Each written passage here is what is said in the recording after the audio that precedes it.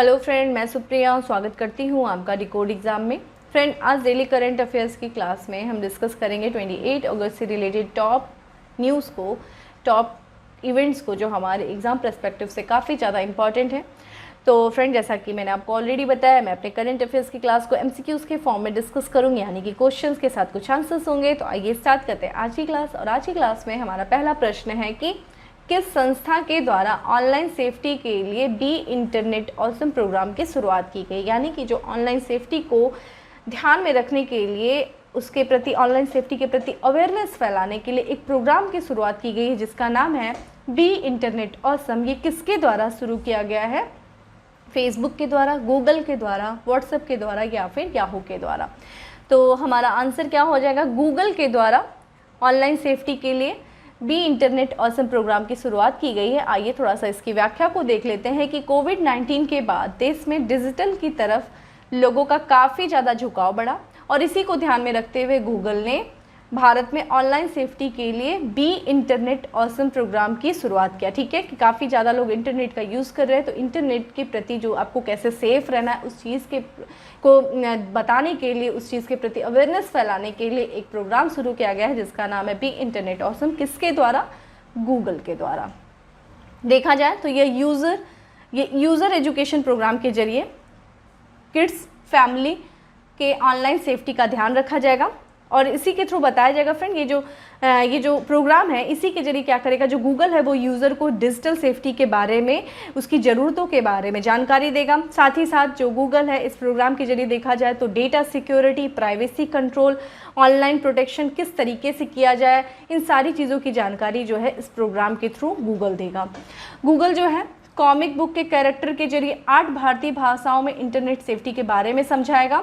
ये 8 भारतीय भाषाएं कौन कौन सी हैं? हिंदी, मराठी, मलयालम, कन्नड़, तेलुगु, बंगाली, तमिल और गुजराती। इन 8 भारतीय भाषाओं के द्वारा क्या करेगा वो गूगल एक तरीके से लोगों को समझाएगा, किस तरीके से इंटरनेट सेफ्टी के बारे में बताएगा और किस तरीके गूगल कॉमिक के कैरेक्टरों के थ्रू।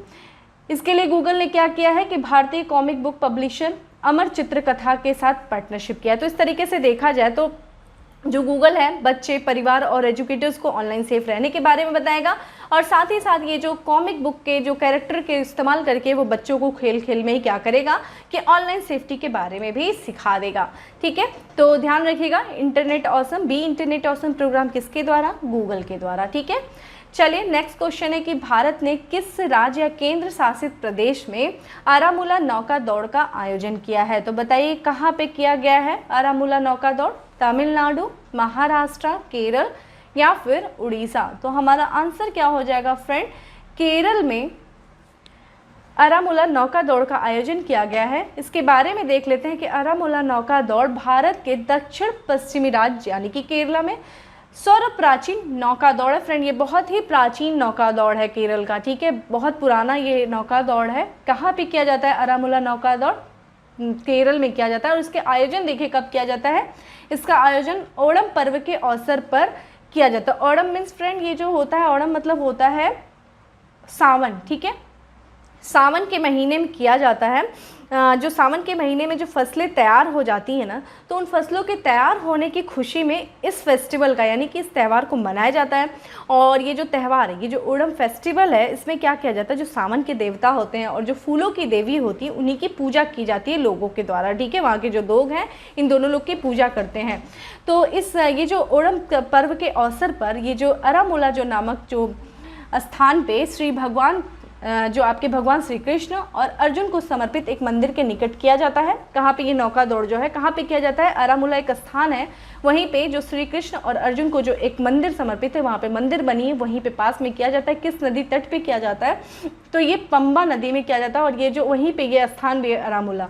और इस दौड़ में देखा जाए तो इस दौड़ में पलियोड्डम यानी कि सर्प नौका का उपयोग किया जाता है। अगर आपने उसकी पिक देखी होगी फ्रेंड, जो उस नाव की, तो आगे सर्प की तरह वो बना रहता है, इसीलिए इसको क्या बोला जाता है? पलियोड्डम। और इसमें सबसे इंपॉर्टेंट चीज़ है कि इस नाव में गांव के पुरुषों को ही इजाज़त होती है, मतलब महिलाएं जो हैं इस दौड़ में शामिल नहीं की जाती हैं, इस नौका दौड़ में महिलाएं शामिल नहीं की जाती। तो ध्यान रखिएगा, आरामूला नौका दौड़ जो है वो कहाँ पे आयोजन किया जाता है? केरल में किया जाता है। किस पर्व पे? ओणम पर्व पे। ओणम मतलब सावन के पर्व पे, जब फसलें वहाँ पे तैयार हो जाती हैं, तो इसी को खुशी में वहाँ के लोग इस पर्व को मनाते हैं। नेक्स्ट प्रश्न है कि किस राज्य या केंद्र शासित प्रदेश द्वारा विधवाओं के लिए मिशन वात्सल्य नामक एक विशेष मिशन लॉन्च किया गया है? तो किसके द्वारा मिशन, किस राज्य सरकार के द्वारा मिशन वात्सल्य नामक प्रोग्राम चलाया गया है? जम्मू कश्मीर, असम, महाराष्ट्र, आंध्र प्रदेश। तो देखिए हमारा आंसर क्या हो जाएगा फ्रेंड, महाराष्ट्र की सरकार ने विधवा महिलाओं के लिए मिशन वात्सल्य नामक मिशन को चलाया है। इसके बारे में देख लेते हैं कि महाराष्ट्र सरकार ने कोविड-19 में जो महिलाएं अपने पति को खो दी हैं उनकी मदद के लिए मिशन वात्सल्य चलाया गया है या इसकी शुरुआत की गई। देखिए इसकी विशेषता क्या है कि ये जो प्रोग्राम है इसमें विशेष रूप से महिला, जो ग्रामीण क्षेत्र की महिलाएं, उन्हीं को ज़्यादा ध्यान रखा गया, उन्हीं के लिए बेसिकली तैयार किया गया है और जो गरीबी पृष्ठभूमि और वंचित वर्गों से आती हैं।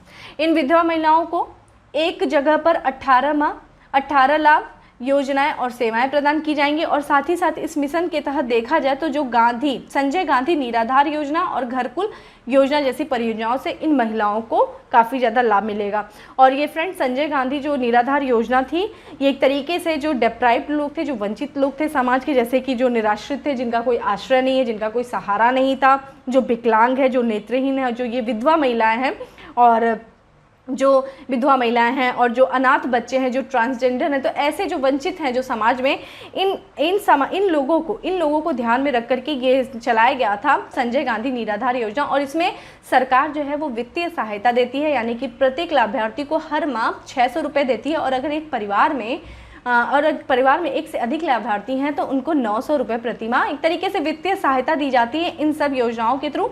और मिशन वात्सल्य में इन योजनाओं का काफ़ी लाभ मिलेगा इन महिलाओं को जो जिनके पति जो हैं, जिनके हस्बैंड जो हैं इस कोविड में उनकी डेथ हो गई है। तो ऐसी महिलाओं को सहायता देने के लिए सरकार द्वारा ऐसी योजनाएं चलाई जा रही हैं। नेक्स्ट क्वेश्चन है कि किसके द्वारा उत्तर पूर्वी जिला सतत विकास का लक्ष्य सूचकांक रिपोर्ट जारी किया गया है? तो किसके द्वारा उत्तर पूर्वी जिला विकास लक्ष्य सूचकांक जारी किया गया है? नीति आयोग के द्वारा, पूर्वोत्तर क्षेत्र विकास मंत्रालय द्वारा, ए और बी दोनों द्वारा, या फिर इनमें से किसी के द्वारा नहीं? तो हमारा आंसर हो जाएगा फ्रेंड सी, यानी कि नीति आयोग और साथ ही साथ पूर्वोत्तर क्षेत्र विकास मंत्रालय के द्वारा इस रिपोर्ट को जारी किया गया है उत्तर पूर्वी जिला जो सतत विकास जो है लक्ष्य को। नेक्स्ट देख लेते हैं इसके बारे में कि नीति आयोग और पूर्वोत्तर क्षेत्र विकास मंत्रालय द्वारा उत्तर पूर्वी क्षेत्र जिला सतत विकास लक्ष्य सूचकांक रिपोर्ट और डैशबोर्ड 2021-22 का पहला संस्करण जारी किया गया है। ठीक है फ्रेंड, ये जो नीति आयोग है इसके बारे में बात करें तो नीति आयोग जो है वो भारत में सस्टेनेबल डेवलपमेंट गोल के लिए एक नोडल एजेंसी, यानी कि सस्टेनेबल डेवलपमेंट यूएन का एक गोल है जिसमें कितने लक्ष्य, 17 लक्ष्यों का निर्धारण किया गया है जिसे 2030 तक पाना है। ठीक है, तो इसमें क्या बताया गया है कि जो सस्टेनेबल डेवलपमेंट गोल के अंदर जो गोल है उसको पाने के लिए किस तरीके से योजनाएं बनाया जाए, उन योजनाओं को किस तरीके से क्रियान्वित किया जाए और वो जो क्रियान्वयन होने के बाद वो उनकी कितनी प्रगति हुई है, इन सारी चीज़ों को देखरेख कौन करता है? आपका भारत में नीति आयोग करता है। तो एक तरीके से सस्टेनेबल डेवलपमेंट गोल का जो नोडल एजेंसी है कौन है? वो नीति आयोग।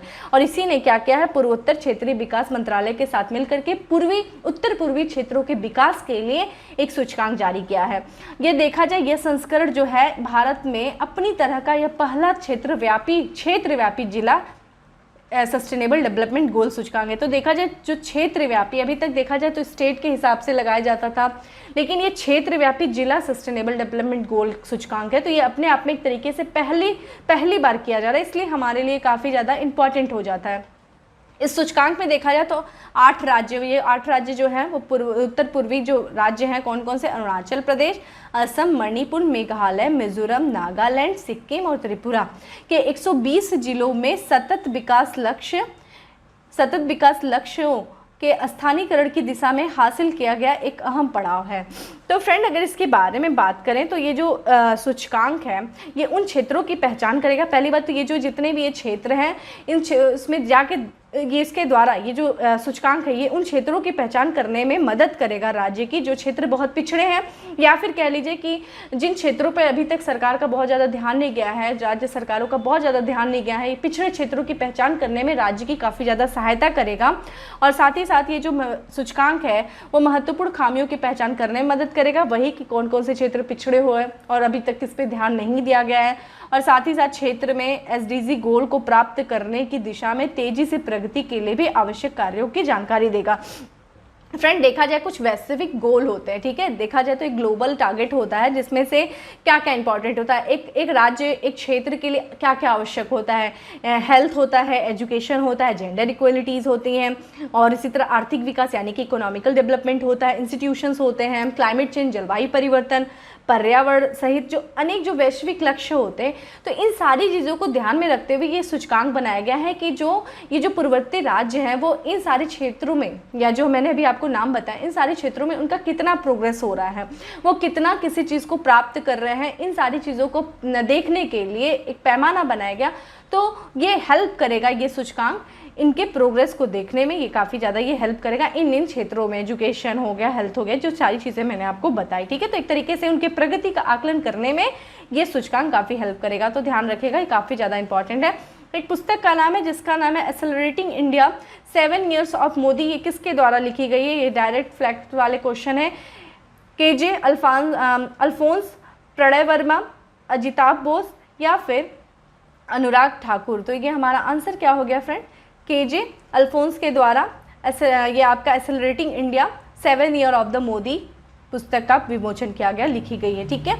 चलिए नेक्स्ट प्रश्न पे चलते हैं। नेक्स्ट है हमारा कि भारत किस देश के साथ काजिंद 21 नामक संयुक्त सैन्य अभ्यास करेगा, किसके साथ करेगा फ्रेंड, काजिंद किर्गिस्तान के साथ, कजाकिस्तान के साथ, मंगोलिया के साथ या फिर रूस के साथ। तो हमारा आंसर फ्रेंड क्या हो गया, कजाकिस्तान के साथ जो है भारत जो है काजिंद नामक संयुक्त सैन्य अभ्यास कर रहा है। इसके बारे में देख लेते हैं कि काजिंद कजाकिस्तान के साथ बढ़ रहे रणनीतिक संबंधों को मजबूत करने और सैन्य कूटनीति के एक हिस्से के रूप में भारत कजाकिस्तान संयुक्त प्रशिक्षण अभ्यास का 5वां संस्करण कहाँ पे हो रहा है, ये आयसा बीबी कजाकिस्तान में 30 अगस्त से लेकर के 11 सितंबर के बीच में आयोजित किया जाएगा। तो मेनली क्या है आपको ध्यान रखना है, डायरेक्ट ये जो प्रश्न आता है वो यही है कि जो आपका काजिंद है वो कहाँ पे, यानी कि ये जो आपका काजिंद है, सॉरी, ये किसके किसके बीच में हो रहा है, डायरेक्ट यही आ जाता है, काजिंद 21 भारत और कजाकिस्तान के बीच में है।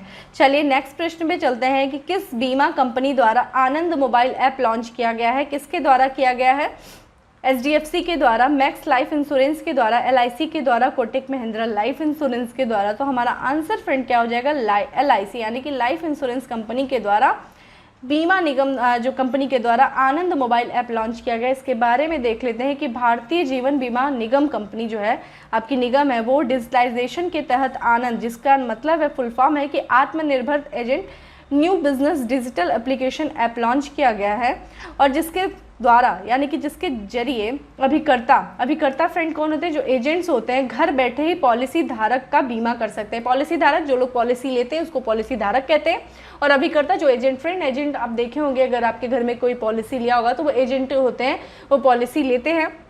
तो ये क्या है, जो पॉलिसी जो अभिकर्ता है वो घर पे ही बैठे रहेगा, और ऑनलाइन जो है जो पॉलिसी लेने वाला रहेगा उसका बीमा वो ऑनलाइन ही कर देगा। तो ये एक तरीके से पर्टिकुलर जो ये बनाया गया आनंद जो है वो एजेंट के लिए बनाया गया है। तो ये पूरी तरीके से एक तरीके से ये प्रणाली पूरी तरीके से पेपरलेस हो जाएगी, और साथ ही साथ जो ये ऐप है वो LIC एजेंट के लिए ही बनाया गया है, ठीक है, कि वो घर बैठे ही जो पॉलिसी धारक है उसकी जो है बीमा वो कर दे, और इससे आप एक तरीके से पेपर वर्क से पूरी तरीके से फ्री हो जाओगे, सारी चीज़ें क्या हो जाएंगी, ऑनलाइन हो जाएंगी, ठीक है।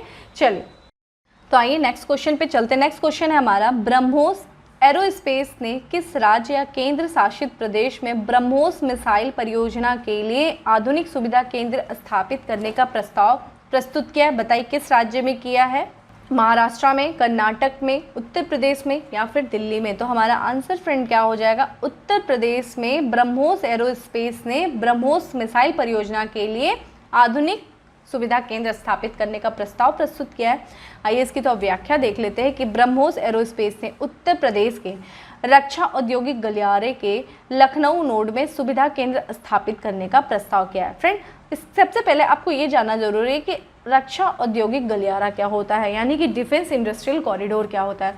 मान लीजिए कि कोई मार्ग है, कॉरिडोर मतलब क्या होता है फ्रेंड, रास्ता होता है या मार्ग होता है। तो कोई रास्ता है, कोई क्षेत्र है, कोई जगह है, जैसे कि यहाँ पे आप एक एग्जांपल लीजिए कि जो भारत सरकार ने 2 रक्षा गलियारे, एक उत्तर प्रदेश एक तमिलनाडु में स्थापित किए। तो उत्तर प्रदेश में कोई नोड, जैसे कि आपने लखनऊ देखा, तो कुछ क्षेत्रों को उन्होंने चयनित कर लिया, कुछ क्षेत्रों को चयनित कर लिया, जैसे कि आपने उत्तर प्रदेश रक्षा गलियारे के अंदर देखा जाए तो आगरा, लखनऊ हो गया, आगरा हो गया, झांसी हो गया, कानपुर हो गया, चित्रकूट हो गया, अलीगढ़। तो यानी कि ये देखा जाए तो आपके 6 जो हैं, 6 नोड हैं रक्षा उत्तर प्रदेश औद्योगिक गलियारे में। तो इन 6 जिलों को उन्होंने चयनित कर लिया और यहाँ पे एकदम ईजी लैंग्वेज में अगर समझ आए तो कुछ फैक्ट्रियाँ लगा दी। ठीक है, कुछ फैक्ट्री लगा दी। इस फैक्ट्री में क्या हो रहा है फ्रेंड, जो ये उत्पादन होगा, किसका उत्पादन होगा, ये जो आपके उपकरण होंगे, जो आपके रक्षा उपकरण होंगे, इनका घरेलू उत्पादन होगा। कौन करेगा, तो ये जो आपके पब्लिक सेक्टर्स हो गया, जो प्राइवेट सेक्टर हो गया, जो माइक्रो स्मॉल मीडियम यानी कि MSMEs हो गए, यानी कि आपके जो सार्वजनिक क्षेत्र हो गया और आपके जो निजी क्षेत्र हो गया, और साथ ही सूक्ष्म लघु और मध्यम उद्यम के लोगों के द्वारा इस नोड पर, इस जगह पे जो चीज़ जो उन्होंने चयनित किया गया, जो सरकार के द्वारा चयनित किया गया, वहाँ पे घरेलू स्तर पर क्या किया जाएगा, आपका घरेलू स्तर पे उत्पादन किया जाएगा। किस चीज़ का, आपका रक्षा उपकरण का, और इसी को क्या कहा गया है, रक्षा औद्योगिक गलियारा। तो इसके देखा जाए तो बहुत ज़्यादा फायदे होंगे। क्या क्या फ़ायदा होगा, एक तो आप जो आपके रक्षा बलों के जो परिचालन क्षमता है उसकी वृद्धि होगी, और साथ ही साथ जो आप बहुत ज़्यादा आप जो आयात करते हो उपकरण, ठीक है, रक्षा उपकरण बहुत ज़्यादा भारत आयात करता है, उस पर आपकी बाहरी देशों पर निर्भरता कम होगी। अगर आपको बता दें तो सिप्री की रिपोर्ट आई थी, सिप्री की रिपोर्ट 2021 में भारत जो है दुनिया का दूसरा जो है हथियार आयातक देश की सूची में दूसरे स्थान पर है। सबसे ज़्यादा जो हथियार आयातक देश में भारत दूसरे स्थान पे, पहले स्थान पे सऊदी अरब है। तो एक तरीके से देखा जाए बहुत ज़्यादा आयात जब हम करेंगे तो हमारा फॉरेक्स रिजर्व पे इसका बहुत ही ज़्यादा निगेटिव इम्पैक्ट पड़ेगा।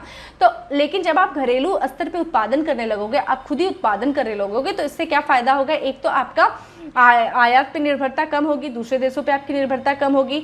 दूसरा, जब आप उत्पादन करने लगोगे तो आप खुद ही इंपोर्ट करने लगोगे, एक्सपोर्ट की जगह आप इंपोर्ट करने लगोगे। जब आप इंपोर्ट करने लगोगे तो आपका क्या होगा, आपका फॉरेक्स रिजर्व भी बढ़ेगा। और साथ ही साथ अगर कोई इंडस्ट्री होगी, कोई गलियारा यानी कि कोई उद्यम लगाया जाता है, इंडस्ट्री लगाई जाती है, तो उससे क्या होगा, जॉब जनरेट होगा, तो लोगों की इनकम बढ़ेगी। तो जब लोगों की इनकम बढ़ेगी तो लोगों की परचेजिंग पावर बढ़ेगी, और आपको पता है पर कैपिटा इनकम जितना ज़्यादा इंक्रीज होगा उतना ही ज़्यादा हमारी GDP बढ़ेगी। तो इन सब चीज़ों को एक तरीके से एक अच्छा इम्पैक्ट होगा। ये आप मेंस में भी इन सब पॉइंट्स को डाल सकते हो। ठीक है, आइए ब्रह्मोस मिसाइल के बारे में थोड़ा पढ़ लेते हैं। तो क्योंकि ब्रह्मोस के बारे में पहले पढ़ लीजिए। जो ब्रह्मोस है, जो ब्रह्मोस एरोस्पेस है, वो ब्रह्मोस देखिए 2 नदियों के नाम पे पढ़ा है, एक तो आपका ब्रह्मपुत्र और दूसरा आपका मॉस्कोवा। ब्रह्मपुत्र जो वो भारत की नदी है और मॉस्कोवा जो कि रसिया की नदी है। तो ये ब्रह्मोस मिसाइल जो है ये भारत और रसिया के बीच में, भारत और रसिया दोनों ने मिलकर बनाया। इसी कारण जो है इसका नाम जो रखा गया है वो भारत की नदी ब्रह्मपुत्र और आपकी रशिया की नदी मॉस्कोवा, दोनों को मिला करके इनका नाम रखा गया है। ठीक है, भारत के रक्षा अनुसंधान और विकास संगठन यानी कि DRDO और रूस का जो एक NPO है जिसका नाम है आपका मसीनो एस्ट्रोएनिया, ठीक है, मसीनो एस्ट्रोएनिया का एक संयुक्त उद्यम है। बात करें ब्रह्मोस मिसाइल की, थोड़ा देख लीजिए इसकी खासियत क्या है। जो ब्रह्मोस है वो वायु से सतह पर प्रहार करने वाली सुपरसोनिक क्रूज मिसाइल है, और इसकी उड़ान की सीमा देख लीजिए लगभग 300 किलोमीटर होती है। ठीक है, और रक्षा औद्योगिक गलियारे के बारे में कुछ महत्वपूर्ण बिंदु देख लीजिए, जो डायरेक्ट फैक्ट्स है जो हमारे एग्जाम में आ सकता है। पहली बात तो 2 रक्षा गलियारों का भारत सरकार के द्वारा अभी तक बनाया गया, एक आपका उत्तर प्रदेश में और दूसरा तमिलनाडु में। मैंने उत्तर प्रदेश में आपको बता दिया, बिल्कुल इंपॉर्टेंट है, PCS एग्जाम के लिए मोस्ट इंपॉर्टेंट है ये, कि एक तो आपका लखनऊ, दूसरा आगरा, तीसरा झांसी, फिर कानपुर, फिर चित्रकूट, फिर अलीगढ़। ठीक है, तमिलनाडु में देख लीजिए, तमिलनाडु के रक्षा औद्योगिक गलियारे के अंतर्गत कि एक चेन्नई, फिर होसूर, कोयम्बटूर, सलेम और आपका तिरुचिरापल्ली जिले ये शामिल है। पूछ सकता है ऐसे कि कौन से जो जिले हैं, कौन से जो क्षेत्र हैं या फिर कौन से नोड हैं वो इस रक्षा गलियारे में नहीं आते, इस तरह से प्रश्न बना के पूछ सकता है। तो उम्मीद करती हूँ आपको चीज़ें समझ में आ गई होंगी। चलिए नेक्स्ट क्वेश्चन पे चलते हैं। एम्स्टर्डम घोषणा यानी कि एम्स्टर्डम डिक्लेरेशन किससे संबंधित है? एम्स्टर्डम फ्रेंड नीदरलैंड की राजधानी है और ये किससे संबंधित है? तो देखिए हमारा ऑप्शन क्या है, टीबी के रोकथाम हेतु, पोलियो के रोकथाम हेतु, कोरोना महामारी के रोकथाम हेतु या फिर संक्रमण के रोकथाम हेतु, इबोला संक्रमण के रोकथाम हेतु। फ्रेंड यहाँ पे होना चाहिए था, इबोला लिख लो यहाँ पे, ठीक है। लेकिन हमारा आंसर वैसे है टीबी रोकथाम के हेतु जो है आपका एम्स्टर्डम डिक्लेरेशन संबंधित है। इसके बारे में थोड़ा देख लेते हैं। एम्स्टर्डम डिक्लेरेशन यानी कि एम्स्टर्डम घोषणा टीबी तपेदिक की रोकथाम से संबंधित है। इसके बारे में बात करें तो यह वर्ष 2000 में शुरू की गई इस घोषणा के साथ ही टीबी को रोकने के लिए एक प्रोग्राम, एक पार्टनरशिप किया गया जिसका नाम है स्टॉप टीबी पार्टनरशिप का स्वरूप भी स्थापित किया गया। बहुत इंपॉर्टेंट है ये कि ऐसे पूछ सकता है कि स्टॉप टीबी पार्टनरशिप प्रोग्राम जो है वो किस डिक्लेरेशन के बाद अस्तित्व में आया? तो वो था एम्स्टर्डम डिक्लेरेशन जो कि 2000 में था। इसमें क्या बातें की गई? जो स्टॉप टीबी डिक्लेरेशन है या पार्टनर जो स्टॉप टीबी पार्टनरशिप है, एक साझेदारी है जो कि वर्ष 2000 में एक सार्वजनिक समस्या के रूप में ताबेती को ख़त्म करने यानी कि जो टीबी को ख़त्म करने के लिए स्थापित की गई थी। तो ये भी ध्यान रखिएगा कि ये जो 2000 में एक सार्वजनिक समस्या है, ये सार्वजनिक समस्या क्या है? टीबी बहुत ज़्यादा फ्रेंड, इसके लिए यूएन भी बहुत वर्क कर रहा है, हमारी कंट्री भी बहुत वर्क कर रही है। तो इसको ख़त्म करने के लिए एक पार्टनरशिप किया गया था जिसका नाम था स्टॉप टीबी पार्टनरशिप। कब किया गया था? 2000 में किया गया था। स्टॉप टीबी पार्टनरशिप के मुख्यालय की बात करें, हेडक्वार्टर की, तो ये जेनेवा में है जो कि स्विट्जरलैंड में है।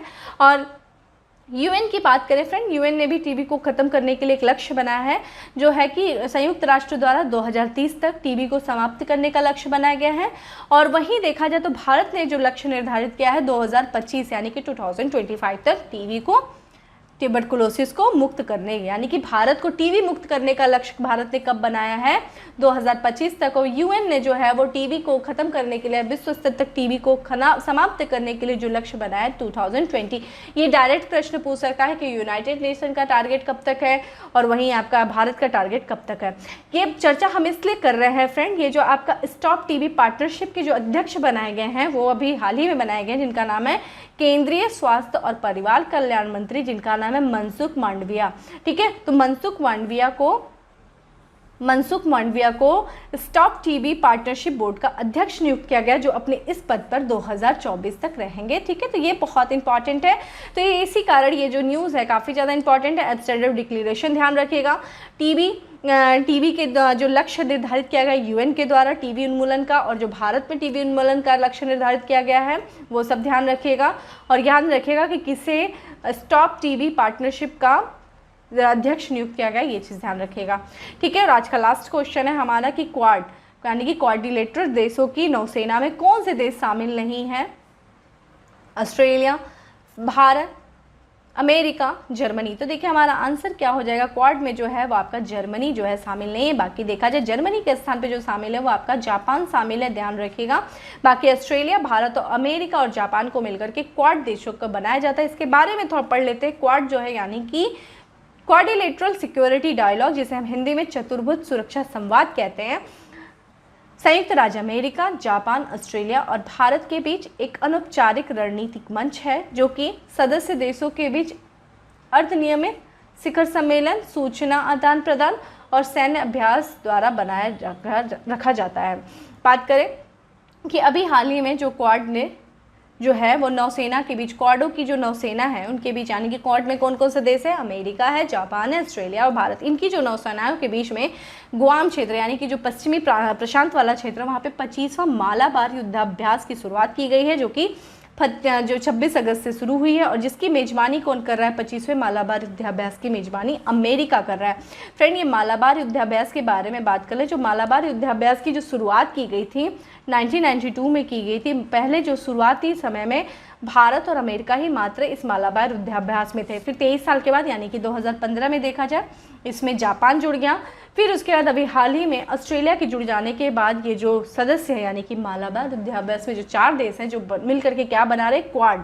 ठीक है, क्वाड्रिलेटरल कंट्रीज़ बना रहे हैं। तो इसी को तो इस बार जो है 25वें मालाबार जो युद्धाभ्यास में ये क्वाड जो है, क्वाड नेशन है, ये पार्टिसिपेट कर रहे हैं। कहाँ पे हो रहा है ये भी ध्यान रखिएगा, गुआम क्षेत्र में हो रहा है। तो इस तरीके से हमारे जो था सारा आज हमने क्वेश्चन डिस्कस किया। चलिए फैक्ट ऑफ द डे देख लेते हैं क्या क्या है।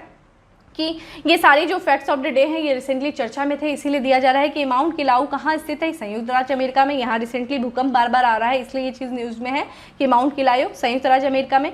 कोरोना का स्वदेशी टीका मेडिसिन जो है विकसित करने वाला कौन सा देश है, ताइवान है, ध्यान रखिएगा। ये एक स्वदेशी टीका है जिसका नाम है मेडिसिन, और इसको विकसित किसने किया है, ताइवान के द्वारा। एक पुस्तक है जिसका नाम है द कपिल शर्मा स्टोरी, ये कपिल शर्मा के जीवन से संबंधित ये पुस्तक लिखी गई, जिसका लिखा किसने, अजिताभ बोस के द्वारा लिखा गया है।